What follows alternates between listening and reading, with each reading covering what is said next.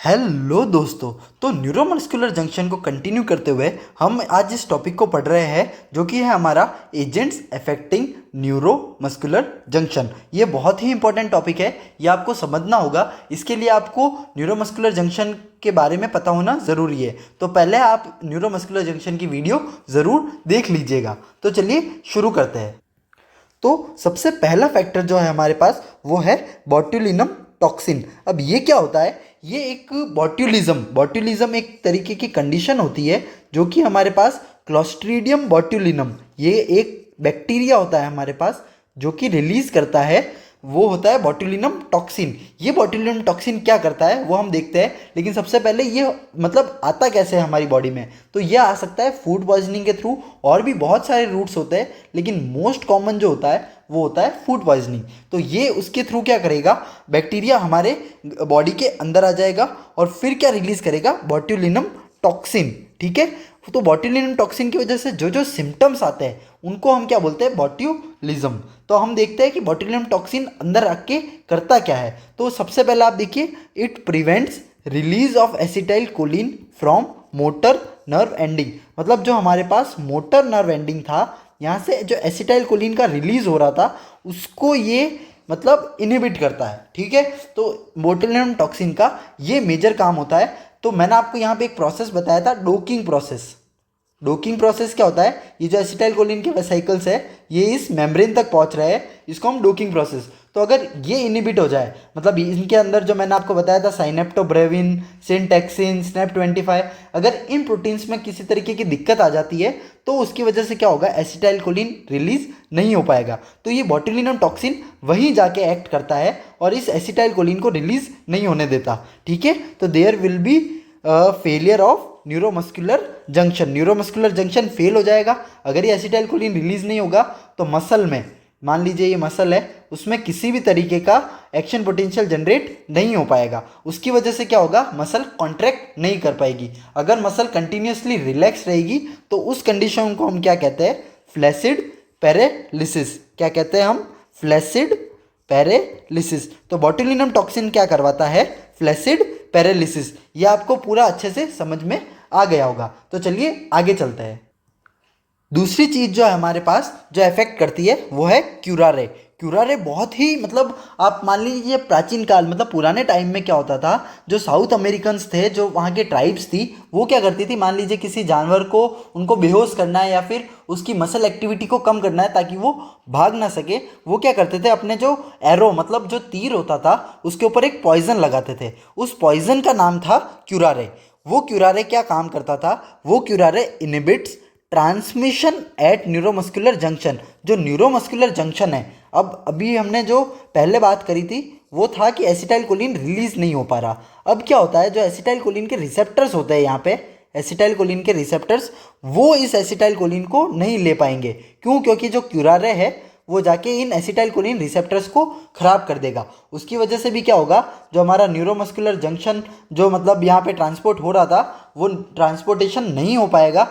उसकी वजह से जो एसिटाइल कोलिन है, भले वो कितनी भी क्वांटिटी में हो, यहाँ पे वो क्वांटिटी का फर्क पड़ता है, वो हम बाद में देखेंगे, लेकिन ये एसिटाइल कोलिन ये इन रिसेप्टर्स पे एक्ट नहीं कर पाता। ठीक है, तो उसकी वजह से क्या होता है, किसी तरीके का एंड प्लेट पोटेंशियल फॉर्म नहीं हो पाता। एंड प्लेट पोटेंशियल हमने यहाँ पे देखा था, पहले एंड प्लेट पोटेंशियल फॉर्म होता है, फिर एक्शन पोटेंशियल फॉर्म होता है, वो क्या कॉन्ट्रैक्शन करवाता है। तो अब अगर एंड प्लेट पोटेंशियल फॉर्म नहीं होगा तो बॉडी मतलब जो मसल है वो कॉन्ट्रैक्ट नहीं कर पाएगी। तो क्यूरारे क्या करता है, जो जैसे मान लीजिए मैंने किसी जानवर पे उसको छोड़ा तीर को जिसके आगे क्यूरारे लग रखा है, तो वो क्यूरारे क्या करेगा, उस मसल के अंदर पैरालिसिस मतलब फ्लैसिड पैरालिसिस मतलब वही होगा, रिलैक्सेशन करा देगा। रिलैक्सेशन कराएगा तो वो जो जानवर है वो अब नहीं भाग पाएगा। तो साउथ अमेरिकन ट्राइब्स इसको पहले इस्तेमाल करती थी।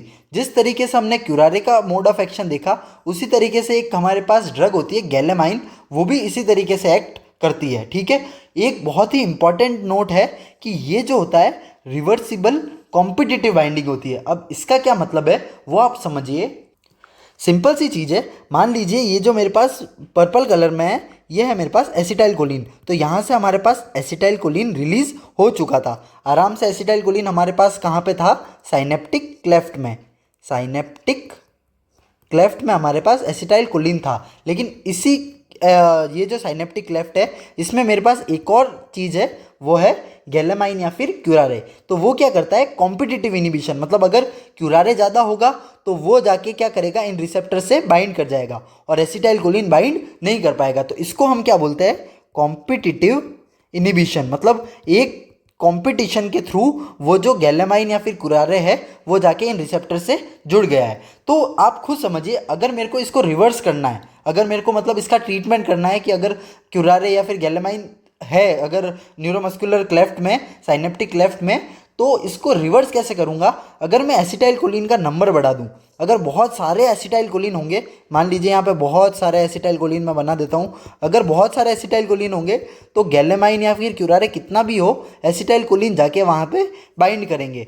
कहाँ पे, हमारे जो रिसेप्टर्स हैं उन पे जाके बाइंड करेंगे। उसकी वजह से क्या होगा, जो एसिटाइल कोलिन है वो आगे जाके एंड प्लेट पोटेंशियल जनरेट कर पाएंगे। ठीक है, तो ये आपको याद रखना है, कॉम्पिटिटिव यहाँ पे जो रिलीज होता है वो होता है। So it can be reversed by administration of anticholinesterase. अब ये एक थोड़ा सा समझने का पॉइंट मैंने लिख दिया है। एंटीकोलिन एस्ट्रेज क्या होता है, ये हमारा थर्ड पॉइंट है, ये हम उसमें समझते हैं। लेकिन आप इतना तो समझ ही गए होंगे, क्यूरारे क्या काम कर रहा है, गैलेमाइन क्या काम कर रहा है, और कैसे हम एसिटाइल कोलिन का लेवल बढ़ा के एक कंपटीशन को ख़त्म करके इस ये जो क्यूरारे गैलेमाइन कर रहा था इसको हम रिवर्स कर सकते हैं। तो अब बहुत ही इंपॉर्टेंट और तीसरा फैक्टर हम देखते हैं जो कि है एंटी कॉलिन एस्ट्रेजेस। एंटी कॉलिन एस्ट्रेजेस, अब आप नाम से समझिए। पहले तो मैंने आपको बताया था एजेस मतलब एंजाइम्स।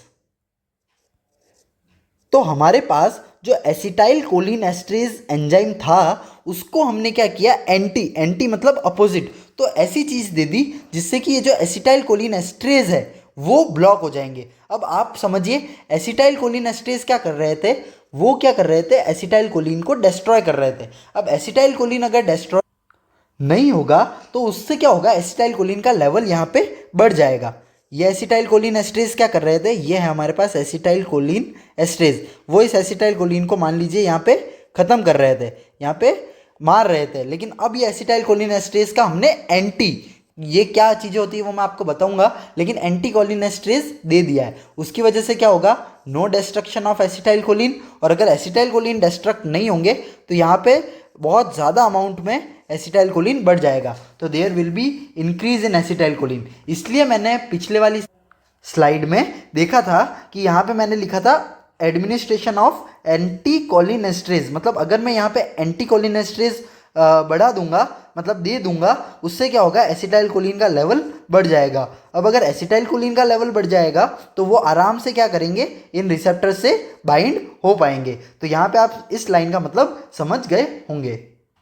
तो एंटी कोलिन एस्ट्रेज का वर्क भी आप अच्छे से समझ गए होंगे। ठीक है, तो सिंपल सा है कि वो डिस्ट्रॉय किसको करेंगे, एसिटाइल कोलिन एस्ट्रेज को, जिससे कि एसिटाइल कोलिन का लेवल बढ़ जाएगा।